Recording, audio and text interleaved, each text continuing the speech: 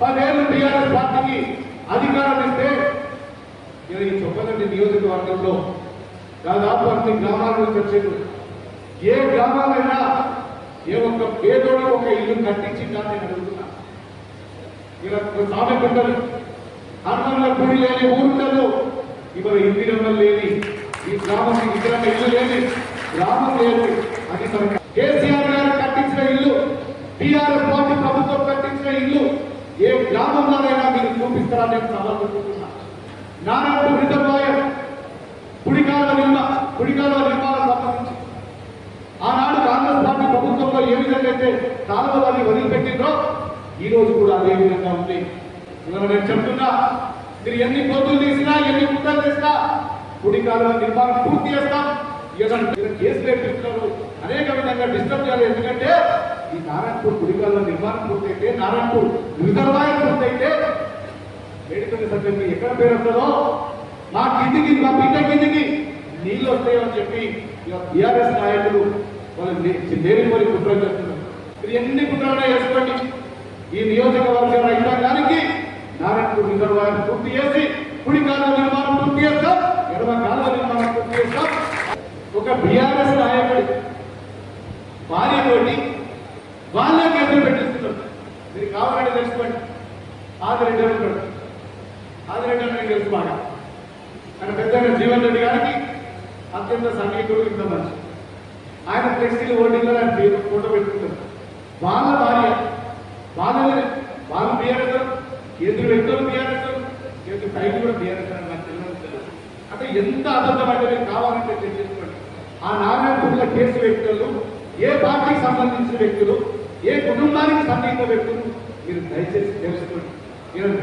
వాళ్ళు పెట్టింది టీఆర్ఎస్, కేసులు అయింది టీఆర్ఎస్ నాకు తెలియదు.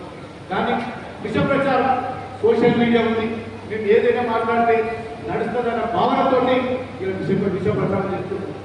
ఇలా ఇన్ని సామాజిక ధర్మ చేసిండు. ఇలా మాజీ ఎమ్మెల్యే 3-4 చోట్ల ధర్మ చేసిండు. ఎక్కడైనా ఒక కేసు అయినా చొప్పరంలో ధర్మ చేసిండు, కూడూరులో ధర్మ చేసిండు, గంగారంలో ధర్మ చేసిండు. వాళ్ళ మీద కానీ వాళ్ళ నాయకుల మీద కానీ ఏ రైతుల మీద కానీ ఒక కేసు పెట్టింటే నేను నిజంగా ఎమ్మెల్యే పదవికి వెళ్ళండి. మీరు ఆలోచన చేయండి. కేరళలో దాదాపు 8,60,60,000 ఓటర్లను తొలగించింది. పశ్చిమ బెంగాల్లో మరి పులిలాంటి మమతా బెనర్జీ గారిని దాదాపు 65 లక్షల ఓటర్లను తొలగించి అక్కడ ప్రభుత్వాన్ని ఏర్పాటు చేసింది. మరి వాళ్ళు ఈ మధ్యనే బీజేపీ వాళ్ళు పిచ్చి కూతలు కూస్తున్నారు నెక్స్ట్ తెలంగాణ అని. అంటే ఇక్కడ మన ఓటర్లను తొలగించే ప్రయత్నం చేయబోతున్నారు. మీరు ఒక్కసారి ఆలోచన చేయండి. వారంతా పకడ్బందీగా మాట్లాడుతున్నారంటే ఆ రాష్ట్రాలలో చేసినటువంటి కార్యక్రమాన్ని ఇక్కడ కూడా ప్రారంభించబోతున్నారు. ముఖ్యంగా మీరు ఆలోచించండి, పెద్దలందరూ ఉన్నారు. ఎలక్షన్ జరిగిన వెంటనే పశ్చిమ బెంగాల్లో ఈవీఎంలను తగలబెట్టింది ప్రభుత్వ కార్యాలయాన్ని. ఢిల్లీలో ఉన్నటువంటి ఒక ప్రభుత్వ కార్యాలయంలో నీట్ ఎగ్జామ్ జరిగిన వెంటనే ఆ భవనంలో ప్రశ్న పత్రాలను తగలబెట్టింది. అంటే బీజేపీ ప్రభుత్వం ఎక్కడైనా వాళ్ళ అవసరం తీరిన వెంటనే మరి చేస్తున్నటువంటి కార్యక్రమాలు ఇవన్నీ.